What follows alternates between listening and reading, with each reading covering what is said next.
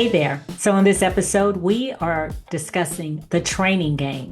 What does it take to get to the next level? We have three athletic trainers joining us tonight. All three of them specialize in different areas, but have worked with top level elite athletes and have even played at the next level themselves. So, if you are committed to the game, if you have an athlete who's committed to the game, if you just want to know more about training, I have no doubt that the information shared tonight will be beneficial. So strap in and let's talk about it. So excellent. We have joining us tonight Rennie Tyson, Cody Ballard, and Derek Troyer. I'm going to start out with a simple question. Do you accept everyone who reaches out to you? I give everybody that reaches out to me a chance. Yeah, definitely. Same. I do the same thing. I mean, because it's very important that you don't want to miss out on any young person or anybody. You want to make sure that you're reaching everybody possibly that you can. Okay. So when an initial contact is made, because I'm hoping that this will help athletes as well as parents.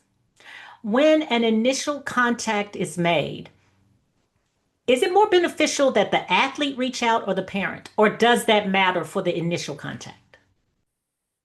For me, mostly I think it's the parent that reaches out because you want to get information about that athlete. I like to tell parents, about my training, how I train. I want them to be aware of what that athlete is getting into so that we're not wasting each other's time. I've had it both ways, so it doesn't really matter to me, but it's typically parents though, because they're Okay. going to obviously, like Cody said, they're going to give you the most information possible, and kids are not going to.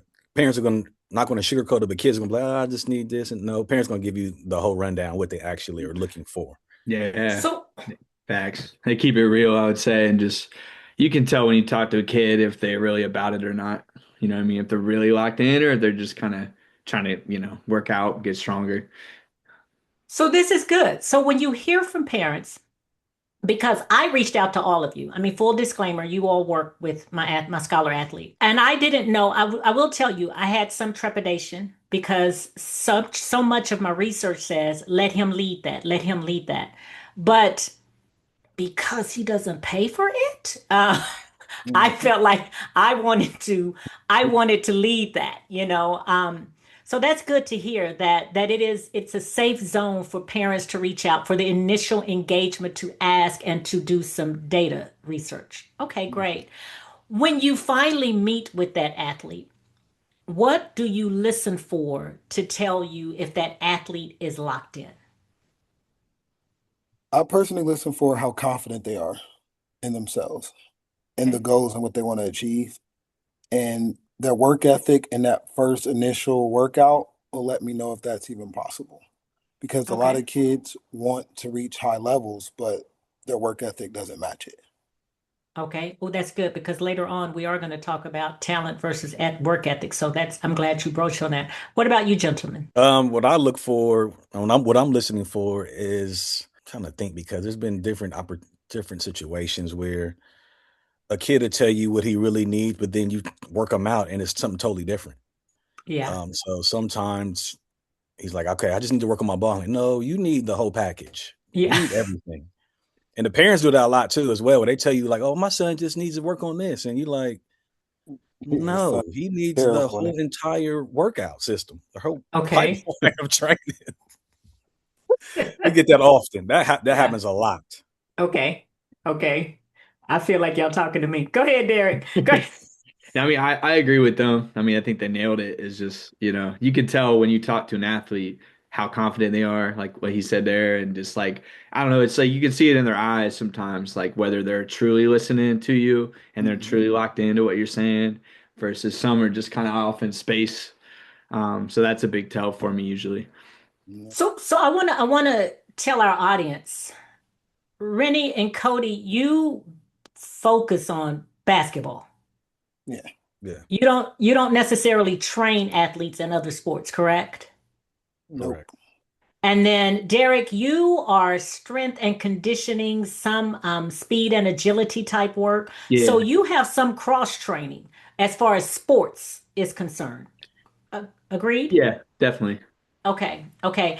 Do you and I know all of you work with both both genders. So an athlete comes, they're locked in and they're working out. Do you think social media has negatively impacted the expectation versus the reality of what it takes to get to the next level? Definitely, 1,000% it has. Like kids, and I mean, I don't blame the kids a lot. For me, it's the parents. Tell I me always say, about that. Tell us about that. the parents have to take their parent goggles off. Yeah. You really have to understand what your kid is and where they're at and the expectations of your kid. Always say, if you, let's just say the dad, for instance, if you played high school and you were on the JV team, why are Mhm. you expecting your kid to go to the NBA? Your kid's talent is going to cap at some point. So if you were a JV player in high school, if your kid makes varsity or Division 3, he's maxed out at his talent. Now you have that rare occasion where they go past, their talent space. But always tell parents, it's not really the kid's fault. It's your fault. They have your talent and your genes and your genetics. So you're expecting this kid that you've given this talent to super succeed this talent, and it's not there. So I always tell Okay. you have to have a realistic A expectation realistic expectation. of So your for our listeners, I want to make sure that we're saying, and you're saying if they play JV all 4 years, or are you saying that if they play JV at all, that I'm that if you let's say if I'm a parent and I capped out at high school, high yeah, school was my peak. yeah, It's going to be very rare that your child is going to be a a collegiate division, athlete. Okay. a professional athlete. Like they have your genetics and your genes. It's only Okay. so much they can do with what you've given them. And parents, I'm saying parents have to realize that. Like it's only so much your kid can do with what you've given them. So when you put all these expectations on your kid, it's not fair to them. Okay. What if a child is adopted? So I have Trouble. a child that's adopted. I So have a I'm kid. saying I mean, you don't know. I mean, Yeah, I you mean, in that situation, you don't know. Like we have a kid in our program that is adopted, and he's probably going to the NFL because of okay. the attributes that he has. But yeah, if you're adopted, you don't know, and you have to go see. But I think adoption, I wouldn't say it's a rare, occasion, but with something like that, yeah, you don't know. But for You the don't most know. part, Okay. a lot of the parents we have, you know what you were when you were young. Well, there's a preacher actually in the city who says we all are better in our memory than we are in reality. So I mean, as a former collegiate athlete, I was like, I can run like FloJo. I can't, but it's but it's okay. Okay. Okay. Well, that's fair. That's fair. What about you, gentlemen? How has social media negatively impacted, or what are you seeing as some impacts of social media? For me, it's been more so of the kids want to emulate what they see on TV. I mean, what they Hmm. see on IG or social media, but they Hmm. can't actually execute Execute. Hmm. at the same time, you know. And then one thing is negatively impacting is like when they're training, they go right to them cell phones and get right on social media instead of focusing on their grind. But then they Right. want to play and they want to be like an NBA All Star. But those NBA All Stars don't have their phone. They might have their phone now, but they didn't have their phone when they were grinding on their way That's up. right. That's right. That's So that's right. all kids see now is just social media, and it's a bad thing, but it's also a good thing as far as like promoting yourself. But at the end of the Yeah. day, when you're on the grind, you don't have time for that. You got to lock in, and a lot of I would just say, kids around the city do that, and then they expect greatness when they're not even Yeah. achieving it. So I get that. Yeah, I love what he said on that. I just feel like you have like a breakout game or something, and maybe you haven't had success before, just for example, and then you get a big head and you get comfortable. And I think that's a trap that athletes can fall into, just getting Mm. comfortable. You know what I mean? And just, you get all these views and, your video go viral and everything, they got you on 270 and then you just kind of get comfortable and then, you know what I mean? You stop putting in work. So I want to stay with you, Derek, and we're going to kind of flip some of the order. But I want to hear from you in that vein as you talk about getting comfortable. I say there is thin yet necessary line between confidence and arrogance, right? And Absolutely. I think that the arrogance can come sometimes when we get a little comfortable, right? When the lights are doing what they're doing, or the reels, right? How, when you see that raising its head, and I'm sure all three of you have seen it, with various athletes, how do you address it with a scholar athlete?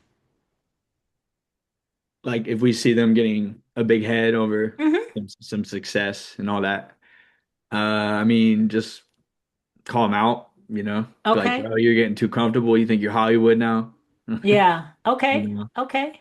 Um, yeah, just keep them locked in. Keep them locked in. Try to kind of talk to them more about the future versus the right now. You know, Yeah. Because one bad injury can shift an entire season. I won't say well, full trajectory, but for sure a season. Randy, what about you? How do you keep your athletes grounded? I asked them, I said, how many scholarship offers do you have? And they say none. I said, then what's the problem? What are you out here showing off for when you haven't did nothing yet? Yeah. You Yeah. know, you Where are still your got to stand your receipts? ground. Yeah, you have to. Like, so that gets them every time. When I ask them how many scholarship offers they have, they get quiet quickly. Yeah. Then they get Yeah. out there and start running the court. But I usually get them when they come through the door. I say, okay, Mr. Hollywood, you good now, huh? How Yeah. many scholarships you got? None. All right, that's what I Let's thought. get Let's with go. it. Yeah. Let's get Let's back get to on these work. bands. Let's get on Right these back. bands. um, Coach Cody, how do you keep? Break them down. Yes, you do. My kids know the worst thing that you can get is a write up. Okay. Because for me, I'm like, you have to, and that's another thing, some of these write ups are just ridiculous. Hmm. And I always tell kids, it hurts you because you have to live up to what these people are writing. And if when a college coach sees this write up and say, okay, let me go look at this kid, and the write up doesn't match. Right. Or what they see that day doesn't match. Yeah. Yeah. Yeah. So when and I tell my kids all the time, you gotta have an ego. You have to have an Yes. ego. You have to have a naive confidence. You have to have a supreme confidence in order to play this game at a high level. But we do. When I see that happening, we go into the breakdown method where you can't do anything right. Right. Everything's going to Okay. be wrong, but it's to keep you grounded, to keep you going, to say, "Hey, I have not made it yet." So Right. we build them up to break them back down to build them back up again. Okay. And so tell me about some of the relationships you have with some of your athletes. And mine is not excluded in this. I mean, please change his name to protect the innocent. But tell me, um, as you have, so all of you have trained athletes who have gone to the elite levels, correct? Hmm. Right? Some D1, some professional players, some, I know some overseas players, what does that do for you when you look and you see little Johnny, or little Johnetta, um, has reached at least a rung of his or her dream? I mean, how Mm. do you, like, do you just swell with joy for them? Like, because you remember when they weren't Yeah, that.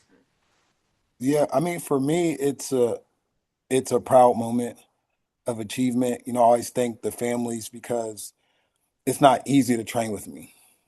Right. It's not easy at all. So to go through all the yelling, all the screaming, all the cursing, all the days where you're walking out of that gym and you hate me, but then you see the reward of the grind every day, and you get to see these kids go through different trials and tribulations throughout their career, and then they finally reach, their ultimate goal.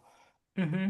It's a proud moment for you as a trainer to say that, this kid stuck it out with me. I got to be a part of this kid's journey and see this kid become successful. What about you, gentlemen? I Same? think the biggest thing for me is that because I went a different route. Cody played high level college basketball. I didn't get the opportunity to play high level college basketball. I mean, I was a good high school player, but I didn't play college basketball. So Did my you route, want to? oh yeah, definitely. Okay. But some things went in my life that didn't, transpire so that I couldn't do that. So my route of getting to the elite level of development I had to grind, how to grind, actually train Cody some as well. So I mean, I had to get to my peak. So being able to have a kid that is an all-state player or Division I player is huge to Yeah. me and to other people around me. Because I remember when I started training, I mean, it was only like 3 or 4 trainers in Yeah. Columbus. And it's a lot out here now. Yeah, and this on Everybody. every I corner like mean, church. you get a trainer, you get a trainer. It's like, okay, it's yeah. It Yeah. just starts. But it is, I mean, it's definitely gratifying to see young people grow, develop, and move on to the next level.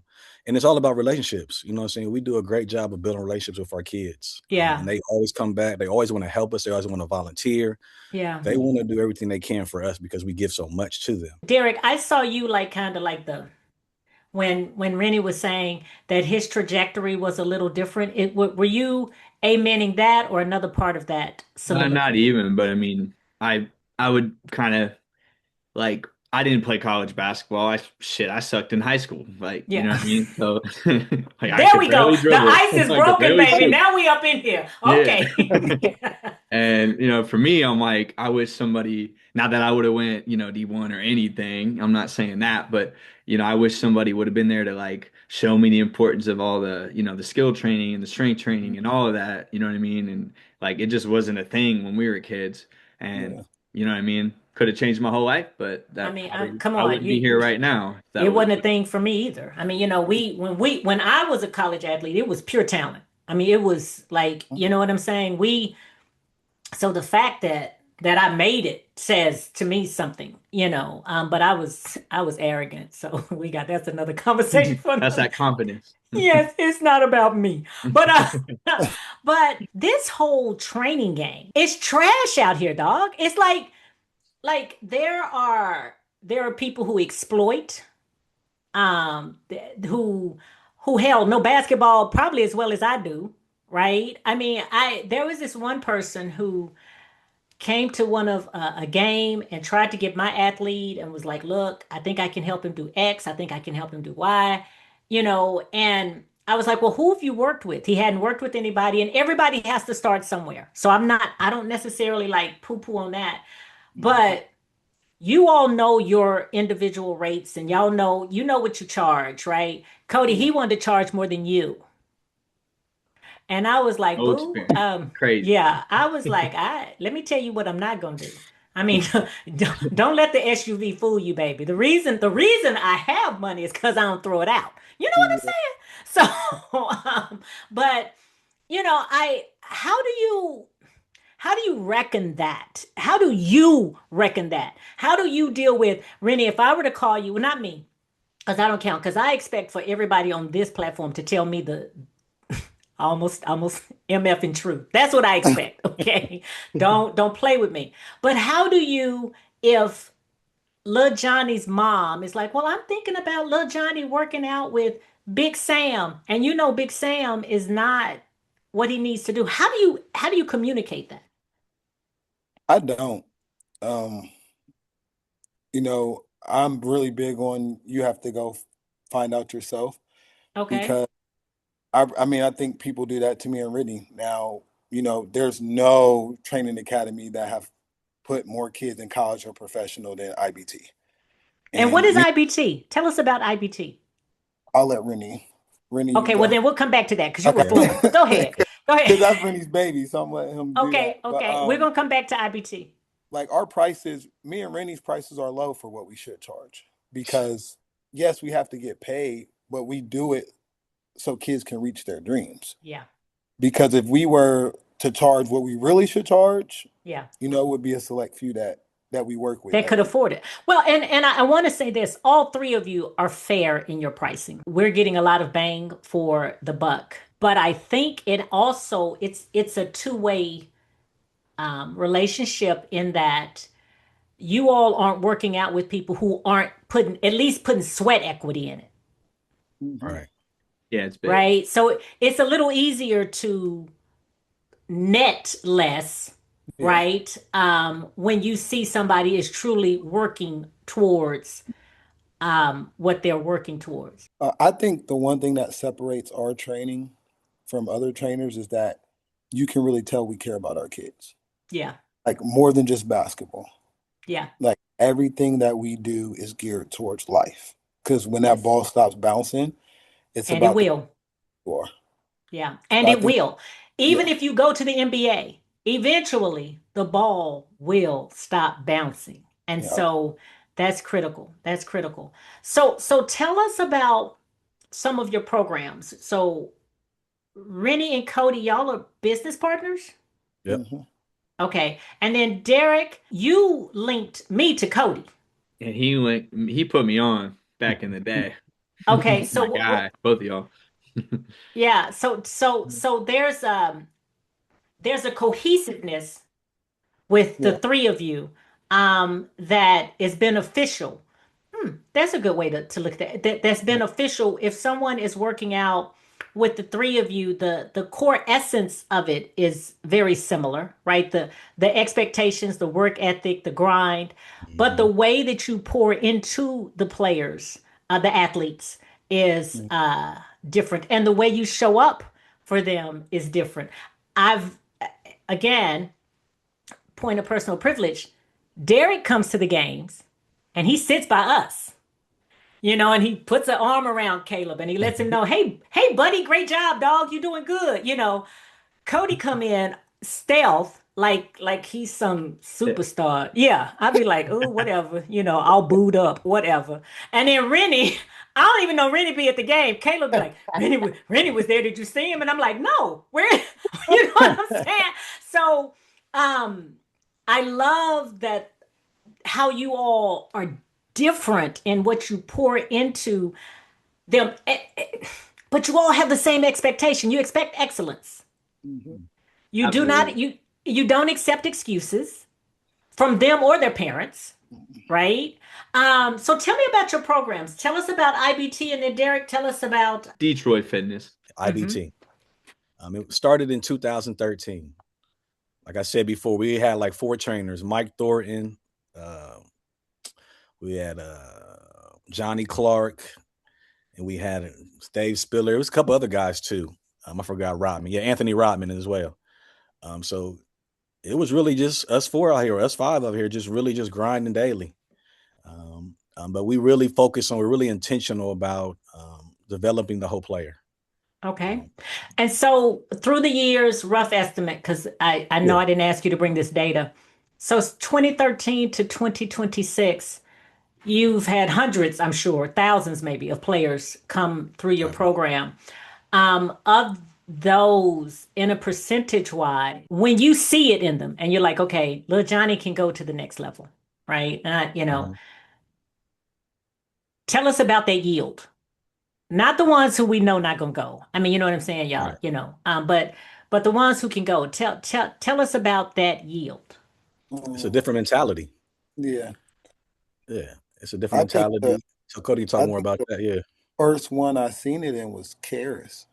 yeah. Um, Karis was slated to go to OU, and he was working. I'll forget what pro year I was in, but I just remember a workout with me, him, and Elijah. And Elijah was playing in Germany, Yeah. and he was just frying Elijah. He wasn't frying you, Cody. Nah, he wasn't frying me. He Okay. was frying. Um, and I was like, man, I'm like, this kid is better than OU. Mm, He goes and they win the state championship that year, and he goes to Michigan. And I remember seeing him out, and he probably still remember this. And I said, "You're gonna go to NBA." I said, "You mm, got it. Like you have it. You got the work ethic. You have everything." mhm, mhm. And like I said, his work ethic was just different than Yeah, everybody else. Like he wanted to be corrected. He wanted to be taught. He wanted to be the best. And those are the kids that are going to make it. Like I had a sixth grader the other they day. can We're in make it. practice, Hmm. and he was like, "Coach, you're one of the best coaches I ever had because you don't baby us." He's like, Yeah. "You always tell us the truth." And I looked at him and I said, "That's why you're going to be a pro one day, because you Wow. crave hearing the truth. You crave Yeah. wanting to be better." And a lot of kids don't want that. A lot of kids want to be lied to and coddled, and oh, you're good, but you're not. Yeah. And kids who And I really want truth and I go want on. to come back to no, I want to come back to that on how you have that because I'm sure we've all, well, not we, I'm sure you all have had to have that conversation where you have to tell an athlete or an athlete in their family, this, try ballet. This is not it. I mean, you know what I'm saying? No disrespect to Misty Copeland. But try something different, right? Focus on your academics. Let me pull Derek in. Derek, tell us about your business. Yes, so I do vertical jump strength and conditioning. And really just the reason I started it was just I'm short and playing basketball, I got to get strong, stronger than everybody else to get survive out there. Cody's trained me a few times and tapped in with him and stuff and yeah, I know the importance of it and I wish somebody I actually had foot surgery when I was in high school and Wow. it just made me really slow. It was going into freshman year, so just the Oh, worst wow. timing. Yeah. My parents didn't pay for a PT or anything, so not that, again, not that I would have went D1 or nothing, but at the same time it's like, that just I just remember that and I know that, who knows, it could have went a lot different for me in high school. So I think that's just like a big fuel for me, Yeah. for my business and the Vert Academy and all that. And I just remember talking with Cody a while back, and I just told him I want to make an impact. I got tired of just training lazy people, but yeah, I was like, I just want to make an impact, and it kind of all started from there, and then I just ran it up, and Aaliyah was one of the first athletes he sent me, and I just tried to make sure I took good care of her, and yeah, and here we are now, years later. Do you all have any of you ever gone to signing days? I went to one. I went to Jakai's. Yeah. To signing days? Okay. All right. All right. All Yeah, right. All those right. are important. I try to get, I think one year we had so many signings we couldn't make it to everybody. So like, I think we might have had almost 20. Oh, And then, wow. yeah, It's a like great problem to have. yeah, like back to That's a back great years. problem to have. Yeah. Yeah, like back to back years, we had a lot of, signings that, me and Rennie had to, Divide and get, conquer. Yeah, we had yeah, to. had to, yeah. So how do you see the current status of like NIL and this transfer portal and how is that impacting the athletes and then therefore how does it impact you, right? I mean, you're training these kids that maybe a couple of years ago would have looked differently in the pool, right? But now because the way the competition is structured and et cetera, tell us about that. What is that doing to For me, it's more training the parent. tell us about that. Again, college basketball looks completely different than what it looked like 2 years, 3 years ago. So Hmm. I tell parents all the time, you have to reevaluate and lower your expectations. D1 is extremely hard to get to now, harder than As a ever. as a freshman. Yeah, as a Hmm. freshman, Hmm. coming in. So if you have a D2, if you have a D3, if you have an NAIA, you really have to look at taking those offers because yeah, Division 1 could be your goal and you can still get there, but it's going to be a different route. It's a It's different going to route. be Hmm. I gotta go D3, then move up to D2, then Yeah. finally be D1 or D2 to Yeah. D. So you can Sure. get there. The route just looks different. I think me and you had a conversation. Well, Like prep school. There's nothing yeah. wrong. A A lot of fifth high school, year. Hmm. yep, are going to have to go do that 5th year because colleges, and tonight, especially if Michigan wins, colleges are going after 24, 25-year-olds. And Yeah. an 18-year-old doesn't stand a chance against a No. 20. No, not your traditional normal, and even a hard working. Let me throw this question out there, selfishly, but it will help others. Lil Johnny gets a D3 offer, maybe a D2, but he gets D2, D3 offers. I mean, he gets offers. Do you, as the trainers in the game, knowing what you know, do you recommend that a scholar athlete accept, um, I don't want to say any offer, but just accept an offer? Or is it wise to decline an offer? I think you go where you want it Okay. and not where you want to be. We got some kids in the transfer portal right now. Say that sentence again. You go where you want it and what? You go where you go where you're wanted and not where you want to be. Okay. I think that's very important. So usually those initial offers, they want you. Why Yes. you're holding out, for somebody who probably has you fifth on their list. So you Uh-huh. have to wait for this person to drop off, this person to drop off, and then there's you. So that could be successful, but the chances of you being successful in that is slim to none because they really don't want you. You're the Because you're fifth not the option. first pick. Right, Yeah, right, right, right, right. you're the option. And you kind of gotta we've been in this game a long time. We've seen some kids at as freshmen get a lot of offers, and then as seniors, you don't have anything. And we try to advise, one year I remember us trying to advise some of these freshmen. I think it was during the COVID year. You can Mm-hmm. commit right now. And they And you're didn't listen. saying freshmen in high school Yeah, yeah. got Well, they got were some going to be, looks. yeah, they were going to be seniors in high school. And we're like, Uh-huh. hey, you Yeah. need to commit to Commit. this school right now. Yeah. And they waited, and you And end and the up tides and the taking out tables turned. taking out loans for college. Wow. Yeah. Wow. And And that's where so go ahead, please, and Rennie. that's where Cody and I align that for sure, on that piece because that's very important. And then as you talk about the transfer portal, in my perspective, I do a lot more evaluating schools for my trainees. I Okay. got a young lady in, just transferring now tomorrow that we just evaluating schools and the NIL money. Like we're just looking at every school, see where she's comfortable at. And so Yeah. that's a lot now. And talking to coaches, trying to get our kids Yeah. on. We do a lot of Okay. that as well. I told her today, I was like, 2 weeks. You got to get out of there in 2 weeks because if you Yeah. stay in there longer than 2 weeks, you're going to get buried and you might Stay in be. the transfer. You're saying stay in the portal? Hmm. Yeah, because with the Okay. what happens with the transfer portal is you got, the lower D1s, high D2s, they're going in Yeah. first.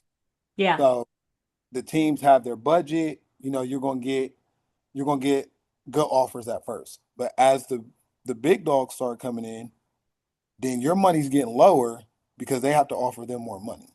So I always tell our Okay. kids 2 weeks because the first week you're gonna be getting a lot of calls. You're gonna be like, oh, let me prolong this. I can get more calls. Nope, those calls start getting shorter and shorter. That list gets Hmm. shorter We because may have to do a part two on this because I really that would be good to delve into the truth behind the training portal. See, that's my name, Rennie. So when we come back on the second podcast, you don't get you will get no royalties. But the truth behind the training portal, like because I've heard and I've read and researched that some athletes say that 100 people hit the portal,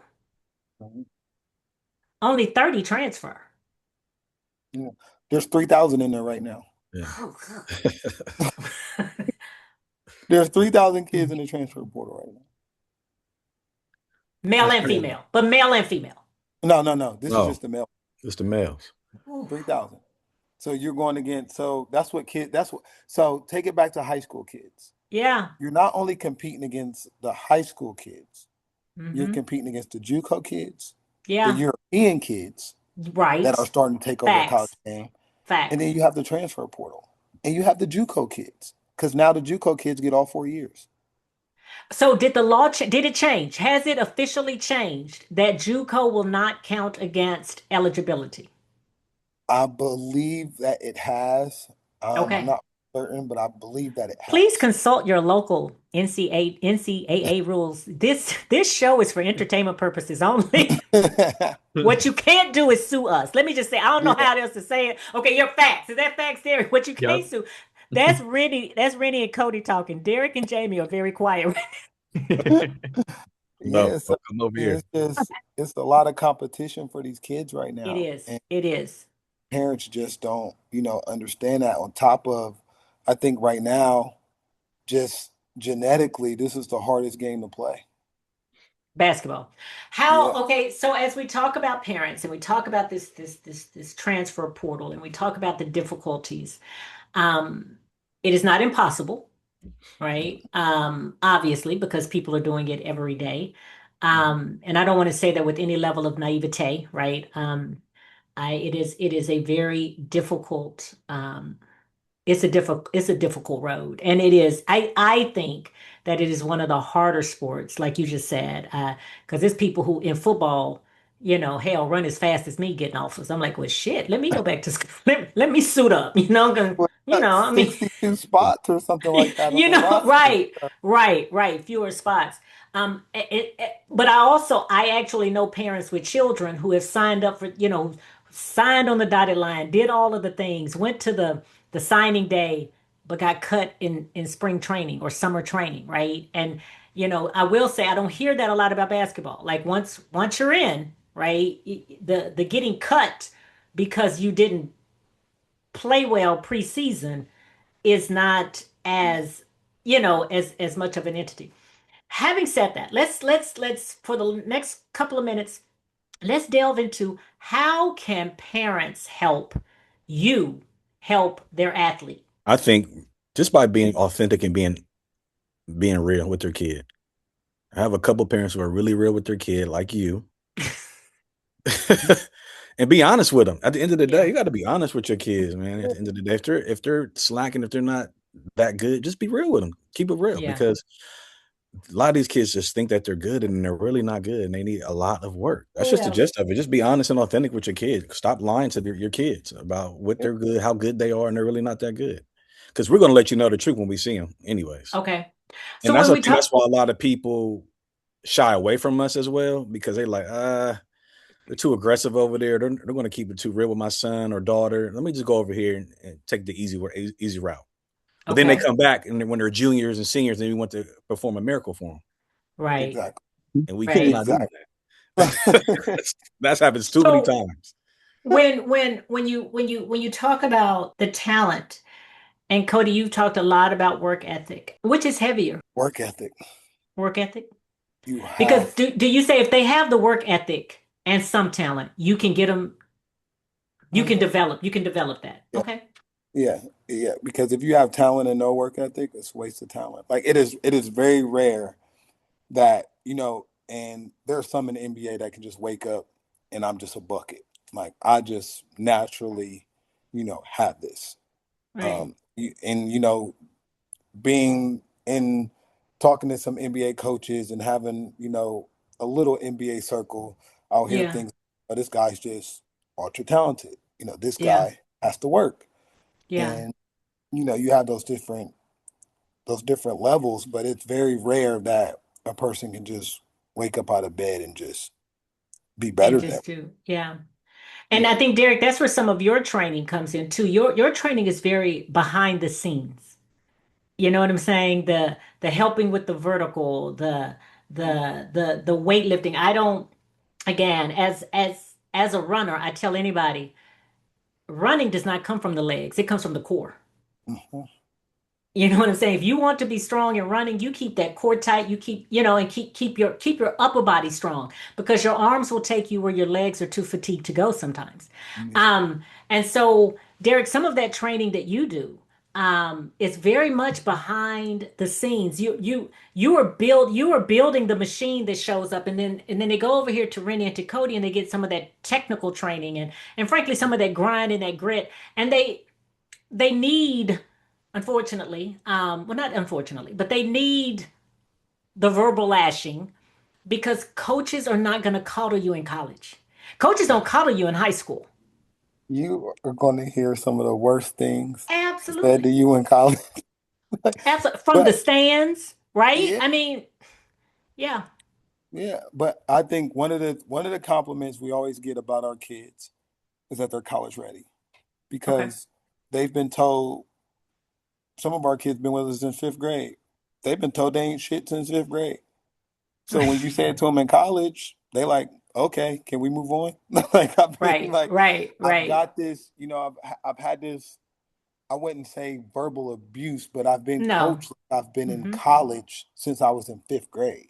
Right. So their shot value's gone. Where some Yeah. kids get there, and again, there's kids around Columbus that have gotten there, that have been coddled their whole life and never held accountable. And when you get Mm. there, and this coach tells you, you're nothing, you're this, you're that, and Hmm. you try to have mom call them, and they're like, "Huh, you and your mom can go to hell." That Like, part. Kick it's rocks. like Hmm. Hmm. because I always tell people their job is being. Imagine your job being depending on an 18-year-old doing the right thing Hmm. day in, day out, that Right. has the world at their feet, that can do anything. That's right, especially now. So I have two final questions. The first one is, what does a real training week look like for athletes who are serious about the next level? How does that look? I'm gonna start with you, Derek. You've been kind of quiet on me. I mean, I think you nailed it when you went over Caleb's schedule. I mean, get home from school, if you're Hmm. locked in, go to a training, go to the lift. You might have practice afterwards, and then you got to fit in your own skill work, your own time, uh, Yep. homework. Uh, Try to find time to probably hang out with friends and all that. But again, it's you probably got to choose at some point, right? But your priorities. Yeah. You know what I mean? I think that's probably the thing I'm trying to get to is just you got to choose your priorities at some point and what's more important to you. What's more important? Mhm. Okay. I received that. Gentlemen? Yeah. I mean, I think I always tell kids you can't have all three. Yeah, you do. You you can't do basketball, have a social life, and have And a great, academics. Hmm. yeah, one has to go. If you really want to do this and play at a high level, you're going to have to sacrifice one of those. And that's just, again, it's very rare. You have to be super talented where you can do all three of those and be Right. able to, yeah. Right. Rennie, what about you? What say you? And just to piggyback that as well, I mean, you also there's different levels to young people when they start off. So I might Mhm. have a eighth grade girl who's just started playing basketball. So she has to go 7 days a week starting Mm. off. Okay. And the parent, I talk to the parent, let them know like this is going to happen if you want her to go to the next level. But then Yeah. you also have other kids who started ninth grade who are pretty good but not great, where you Yeah. can go 3 times a week, 4 times a week, and still get great working. But there's in season and out of season scheduling as well. Yeah. I was just about to So touch on that. Okay. that's one thing that we tell our kids, like you have to continue to train even during the season. Yeah. Yes. It may be at least 1 day or two, but you have to get some shots up. You got to do the extra work because our goal, we're Yeah, trying to put you in college and Yeah. professional ranks. That's our goal at all times. Yeah. yeah. I think we always try to have our kids ahead. So when they're in middle school, I want them to You want train to like playing at a high school level. no, I want them to train like they're in college. So I Okay. always tell parents, it's a middle school game. If they can't work out and then go play a middle school game and then Yeah. get up shots or something after that, what are we doing? Yeah. Because when you get to college, you're going to have your pregame workout, you're going to Yep. have walkthrough, and then you got your postgame workout. Yep. It's either lifting or shots. And if you train your kid to do that, when they get to that level, they're probably ahead of 50% of the kids on the team because they've had this routine since they were Right. little. So Right. it's second nature to them. So that's Yeah. where we, And I can attest, I see that because I see that with my kid. Because like I said, in addition to you all, he has another person that he works out consistently. Um, he probably, I guess you could say, well, out of AAU season, he takes Sunday and kind of Thursday-ish off, but not really because then he's on the shooting gun. How important is summer training? So when these parents are like, hey, you know what, girl, it's time for him to get a job. How important is summer training? that's where the most work is done Mm. because that's where they have the most time. I Yeah. think, again, if you really want to do this, your summers, 6 to 8 hours. Okay. And Six to I 8 hours, how always many days a week? six. Okay. So If you, six times six is 36, eight times six is 48. So about 40 hours a week you yeah, should be training. It's a full-time job. yeah, Yeah, because you are, college is professional now. It is. There's no way around it. We can lie to ourselves about it. That is professional basketball now. It is. So if you want to And go it's play, only going to, because there are so few um, parameters on it right now, right? Mhm. It's much like when moonshine, but when we were still making moonshine and they said, we're going to legalize it. They didn't have enough laws surrounding it to reel it in. So right now we're very wild west with this and yeah, it's scary out here in these streets. I will tell you that just as a parent, y'all, it is hmm frightening. The exploitation is real. The way people reach out to your child. Everybody that contacts us can get us to everything. It's just a bunch of pipe dreams and bullshit. And it's hard because when you have an athlete who's locked in, right? And again, this isn't, y'all know I tell the truth about mine, but when you have an athlete who's locked in, who it's not a dream, it's a goal, Yeah. and he's truly working for it. It's hard for me to tell him, baby, no, that's not it. These people, because I'm honest, God can do anything. I serve an amazing God. That I'm clear. But lest it be God, we're not going D1 as a freshman. Let me be okay. You know what I'm saying? Or maybe because there are Mhm. so, and that's another educational thing. There are Oh, so many D1s out there, mhm. right? I mean, he might be able to, but y'all know what I'm talking about, right? Yeah, So, and that's okay. I give Jamel Morris as an example all the time. Jamel was a D2 basketball player. yeah. Now, out of the pros from Columbus, Jamel Morris probably makes the most money out of everybody. Right. There's And different. everybody's not going to be a franchise player. So again, Exactly. I'm not knocking in, like I'm saying that to say, when it's hard out here to navigate the space, right? Yeah. And to find the authenticity that we're able to find with the three of you. I want to do our final, and y'all know I don't blow smoke. So if I say it, I mean it, because I'll be talking trash about all of y'all tomorrow. If No. Oh no. Facts. Okay. So, what's the nugget? What are we leaving our audience with tonight? For me, I would say ask your athlete, do they like it, love it, or live it? Mm, And depending on your answer, that's how I can adjust my expectations. Because if you like it, I'm not just about to pour thousands of dollars into this. If you love it, okay, I will take it a little bit more serious, and I'm gonna, be on you. But if you live it, I shouldn't have to say anything to you. right. I'm gonna invest in you. But like I always tell parents, there's good and bad investments. True. And you have to look at your child that way. And when they become a bad investment, stop investing like anything else. That's Mhm. fair. I would just say like, I mean, he touched it, like he hit it pretty good there, where it's just like, if you really want it and you really want to sacrifice and put all your time into everything and like it's worth it, but you gotta want it and you gotta stay consistent and you gotta not want it when you feel like it.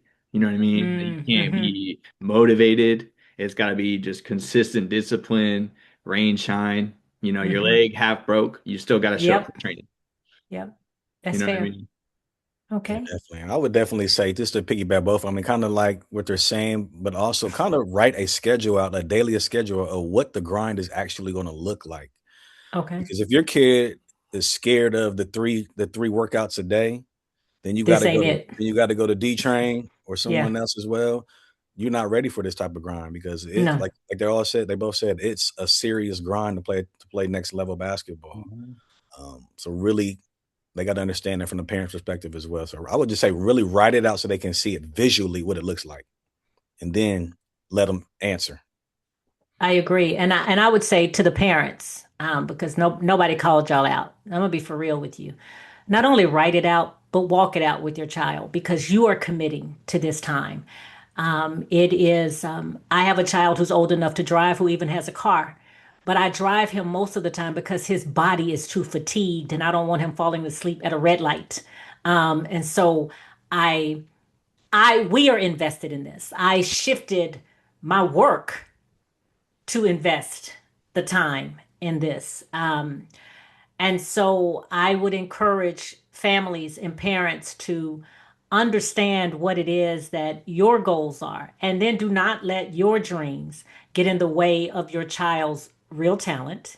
Do not, you know, your days have come and gone, right? So let them live out what they're going to live out.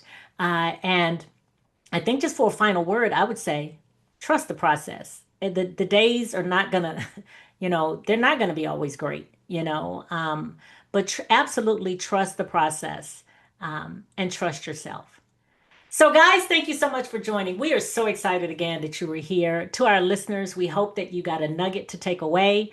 And I really think there's a part two coming in this, probably post summer, as we delve into a little bit about the transfer portal and helping getting you some information as we have students who are getting ready to get into schools, etc., some ideas and some strategies. We thank you so much for listening, and we say, be well, beloveds.